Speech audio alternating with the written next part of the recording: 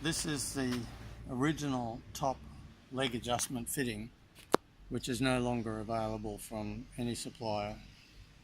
So we're attempting to replace it with this one, but there are some adjustments that need to be done. Firstly, when it is put on, a little tap of the hammer will get it on, and then you have to bring it down so that the pin matches the hole to bring it in and out, and that will hold your leg in place. This is the leg.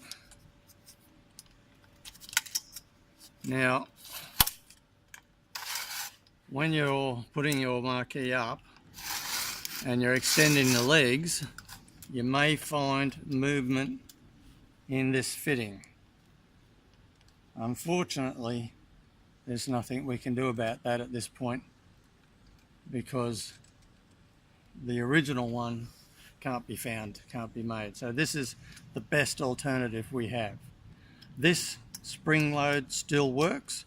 It will still lock into place on your leg, your lower leg, as you put your marquee up, and it will still do that job. The only thing that you may find is when the spring is out, you have movement of the fitting itself. It won't fall off. It can't fall off, but it will move a little bit.